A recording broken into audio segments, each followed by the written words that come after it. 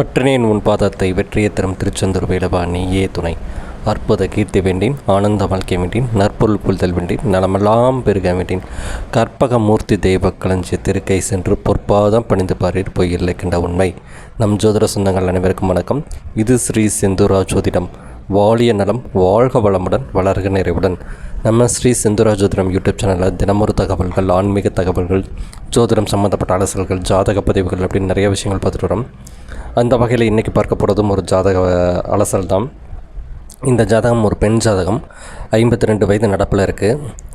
மற்ற விவரங்கள் சமுதாய நலன் கருதி, பொது நலன் கருதி வேண்டாம், சரிங்களா? இந்த ஜாதகத்தை நான் பார்க்கும்போது எனக்கு வந்த ஜாதகம் நான் பார்க்கும்போது என்ன சொல்கிறேன் அப்படின்னா, திருமண வாழ்வில் கொஞ்சம் பிரச்சனை இருக்குது அப்படின்னு சொல்லி நிறுத்துகிறேன். பட் அவங்க என்ன சொல்கிறாங்கன்னா, எனக்கு திருமணமே ஆகவில்லை அப்படிங்கிறாங்க. அப்போ தான் எனக்கு ஒரு விஷயம் புரியப்பட்டது. அப்போ ஜோதிடம் எவ்வளவு நுணுக்கங்களை கொண்டுள்ளது அப்படிங்கிறத நம்ம இன்னும் உன்னிப்பாக பார்க்க வேண்டும் அப்படிங்கிற விஷயத்தை இந்த ஜாதகம் மூலம் நான் கற்றுக்கிட்டேன். இந்த ஜாதகம் ஸ்க்ரீனில் வருது பாருங்களேன். இவங்க பிறந்தது 15/2/1974 பிறந்திருக்கிறாங்க. லக்னமாக வந்திருக்கிறது மகர லக்னம், ராசியாக வந்திருக்கிறது விருச்சக ராசி, அனுச நட்சத்திரத்தில் பிறந்திருக்கிறாங்க. லக்னாதிபதி எப்படி இருக்கிறாருன்னு பார்த்தீங்க அப்படின்னா, லக்னத்துக்கு 5ஆம் இடத்துல போய் உட்கார்ந்துருக்கிறார். லக்னத்தில் 5ஆம் இடத்துல லக்னாதிபதி அமர்வது தவறில்லை. ஆனால் அவர் இயற்கை பாவியாகி அவர் 5இல் அமர்வது குற்றம்தான். ஏன்னா பொதுவாக ஒரு சுபர் திரிகோணத்தில் அமர்வது சிறப்பு, பாவர் கேந்திரத்தில் தான் அமரணும். அப்படிங்கும்போது அந்த முதல் விதியே இந்த இடத்துல கொஞ்சம் நெருடலாக இருக்கிறது. சரி, அப்படி தான் உட்காந்தார் நார்மலாக இருக்கிறாருன்னு பார்த்தா அவரும் நார்மலாக இல்லை, வக்ரகதியில் உட்காந்துருக்கிறாரு. கூட யார் உட்காந்துருக்காருன்னு பார்த்தா கேது பகவான் உட்காந்துருக்காரு. அவர் இயற்கையாகவே வக்ரமாக செல்லக்கூடியவர். அப்போ இவங்க 2 பேரும் கிட்டத்தட்ட கிரக யுத்தத்தில் தான் இருக்கிறாங்க. அப்போ 5ஆம் இடம் பயங்கரமாக பால்பட்டு கிடக்குது. லக்னாதிபதி போய் அமர்ந்தும் பால்பட்டு கிடக்குது. இது ஒரு விஷயம் தானே அப்படின்னு கேட்டிங்கன்னா, அந்த 5ஆம் அதிபதி 12இல் மறைஞ்சு உட்காந்துருக்கிறார். கடுமையான மறைவு ஸ்தானத்தில் உட்காந்துருக்கிறார். அப்போ லக்னாதிபதி 5இல் போயும் பிரயோஜனம் இல்லை, கடலில் பெஞ்ச மலை மாதிரி ஆகிவிட்டாச்சு. 5ஆம் அதிபதி விரயத்துக்கு போய் கூட மாந்தி பகவான் அமைந்திருக்கார். அப்போது 1-5 பலமாக கெட்டுது அப்படின்னு பார்த்தா, அது 10 லக்னத்தில் போய் அட்டமாதிபதியான சூரிய பகவான் உட்காந்துருக்கிறார். பொதுவாகவே சூரியனுக்கும் சனிக்கும் வாக்கியாத்தாகிறார். அவர் வீட்டில் அவர் உட்காந்து கூட குரு அமர்ந்து அவர் நீசமடைஞ்சு அஸ்தமன தோஷத்தில் வேறு உட்காந்துருக்கிறார். அப்போ லக்னம் எவ்வளவு பலவீனப்பட்டு கிடக்குது. இப்போ லக்னத்திற்கு கொடுக்கக்கூடிய 5ஆம் இடம் அதுவும் பலவீனப்பட்டுக்கிறது. அனுபவிக்கக்கூடிய 9ஆம் இடம் நல்லா இருக்குமான்னு பார்த்தா, 9ஆம் அதிபதி தன் ஸ்தானத்துக்கு 6லையும் லக்னத்துக்கு 2லையும் போய் சனியோட வீட்டில் சனியின் பார்வையிலேயே உட்காந்துருக்கிறார். அப்படிங்கும்போது 1, 5, 9 கட்டுமானம் பழுவாக பாதிக்கப்பட்டிருக்கு அப்படின்னு தான் எடுத்துக்க வேண்டியதாக இருக்குது. சரி, இதற்கும் திருமணத்துக்கு என்னையா சம்மந்தம் அப்படின்னு கேட்டிங்கன்னா, 1, 5, 9 பலமாக இருந்ததுன்னா ஜாதகர் எப்பேற்பட்ட சூழ்நிலையும் காலம் கடந்தாலும் அவருக்கு வெற்றிகள் கிடைச்சிருங்கிறது நம்ம நிறையா ஜாதகங்களில் பார்த்துட்டு வரோம். அந்த வகையில் இந்த ஜாதகம் 1, 5, 9 பலமாகவே இல்லை. திருமண வாழ்க்கைக்கு எப்படி உதவுது அப்படின்னு பார்த்தீங்க அப்படின்னா, சரி, திருமணத்தை தர வேண்டியவர் யார்? இந்த ஜாதகத்தை பொறுத்த வரைக்கும் தார்மீக பொறுப்பேற்றுக் கொண்டவர் சனி பகவான். அவர் எங்கே உட்காந்துருக்கிறாருன்னு பாருங்கள். லக்னத்துக்கு 5இல் போய் வக்ரகதியில் உட்காந்துருக்கிறார். கொடுக்குறக்கு பாத்தியம் இருக்குது, ஆனால் கொடுக்க மாட்டேன்னு வம்படியாக உட்காந்துருக்காரு. யார் கூட? கேது கூட கிரக யுத்தத்தில் உட்காந்துட்டுருக்கிறாருங்களா? சரி, 7ஆம் அதிபதி யார் அப்படின்னு பார்த்தா சந்திரன். அவர் தான் களத்திரஸ்தானத்துக்கு பொறுப்பேற்றுக்கிறார். அந்த சந்திரன் எங்கே உட்காந்துருக்கிறாருன்னு பாருங்கள். லக்னத்துக்கு 11ஆம் இடத்துல பாதகஸ்தானத்தில் அமர்ந்து நீசமடைஞ்சு உட்காந்துருக்கிறாரு. சனியின் பார்வையில் உட்காந்துருக்கிறார். இங்கே சனி பகவான் 7ஆம் இடத்தையும் பார்க்கிறார், 7ஆம் அதிபதியும் பார்க்கிறார். அப்படிங்கும்போது இங்கே கடுமையான புணர்வு தோஷம் நம்ம சொல்லுவோம். ஸோ அதன் அடிப்படையில் களத்திரக்காரகன், களத்திர ஸ்தானாதிபதி பலமிழந்து இருக்கிறாரு. பொதுவான களத்திரக்காரகன் அப்படிங்கிற சுக்கிரன் லக்னத்துக்கு 12இல் மறைஞ்சிருக்கிறாரு.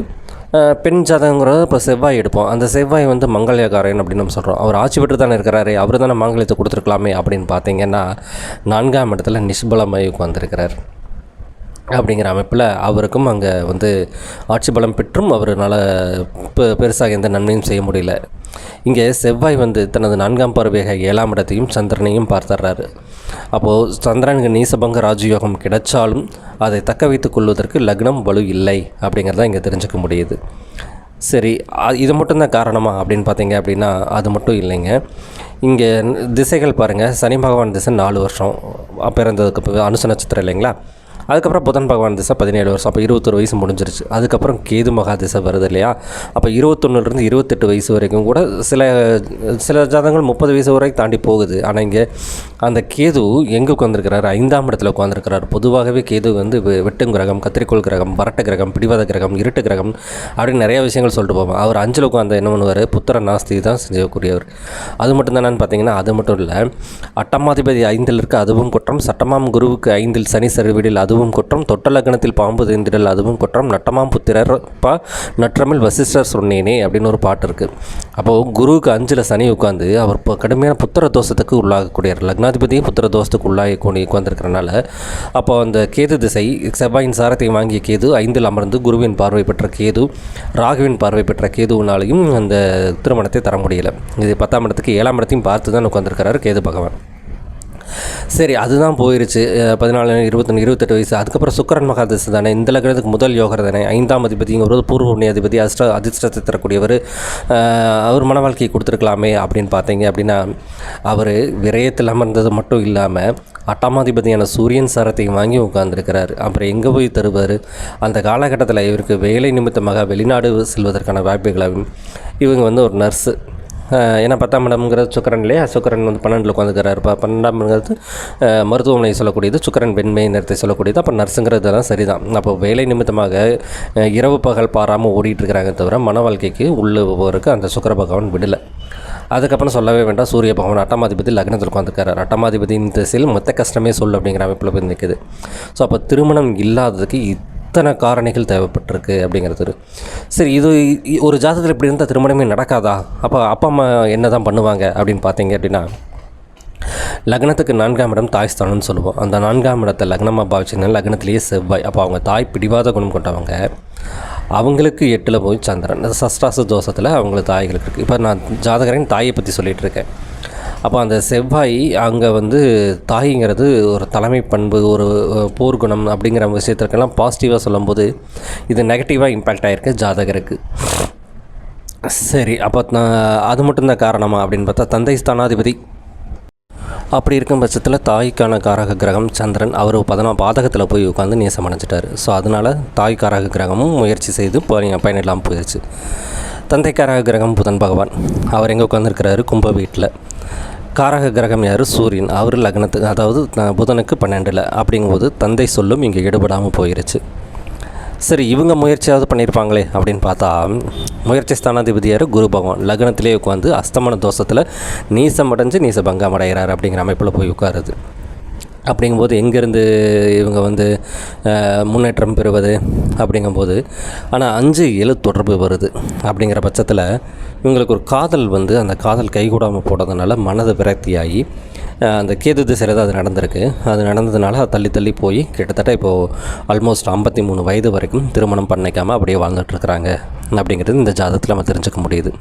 ஸோ ஒரு ஃபேக்ட், ஒரு விஷயம் நடக்கலை அப்படிங்கிறதுக்கு காரணகாரியங்கள் 1000 விஷயங்கள் இருக்கும். ஏன்னா ஜாதகங்கிறது ஜோதிடங்கிறது பெரிய கடல் மாதிரி, நம்ம அதில் ஒரு சின்ன திரும்பு தான். நமக்கு ஏற்ற விஷயங்களை தேர்ந்தெடுத்து நம்ம அந்த காரணிகளை பிடிச்சு அவங்களுக்கு நம்ம பலன் சொல்லும்போது சிறப்பாக இருக்கும். ஆனால் நான் சொல்வது திருமண வாழ்வில் பிரச்சனைன்னு சொன்னேன். அவங்க திருமணமே ஆகவில்லைன்னு சொன்னாங்க. அதுக்கான இத்தனை காரணிகள் பேராமீட்டர்ஸ் இதற்கு துணை செஞ்சுருக்கு அப்படிங்கிறது இந்த ஜாதகத்தில் தெரிஞ்சுக்க முடியுது. வேறு என்ன சொல்கிறது இந்த ஜாதகத்தை பொறுத்த வரைக்கும். சரி, இனி என்ன நான் பலன் சொல்லியிருப்பேன் அப்படின்னா, இனி வரும் காலங்களில் ஏதாவது ஒரு விஷயங்களில் ஒரு துணையை தேர்ந்தெடுத்துட்டு வாழுங்க அப்படின்னு தான் நான் சொல்லியிருக்கிறேன். எதனால் அப்படின்னா, ஆல்மோஸ்ட் 53 வயதை தோணுச்சு. இல்லை ஏதாவது ஒரு அனாதை ஆசிரமங்களோ இல்லை அந்த மாதிரி ஏதாவது ஆர்பன் ஹவுஸ்லேயோ போயிட்டு ஏதாவது கூட உங்கள் மீதி வாழ்க்கையை நீங்கள் கண்டிப்பாக நிம்மதியாக அமைதியாக கிடக்கிறதுக்கான வழிகளை சொல்லியிருக்கிறேன். ஸோ திருமணத்தை பற்றி மட்டும் இந்த ஜாதகத்தில் ஆய்வு பண்ணியிருக்கோம். வேறு எதுவும் உங்களுக்கு எதுவும் சந்தேகம் இருந்தால் இந்த ஜாதகத்தை பொறுத்தவரைக்கும் கேளுங்க. நேரம் கிடைக்கும்போது, சந்தர்ப்பம் கிடைக்கும்போது பதில் தரேன்.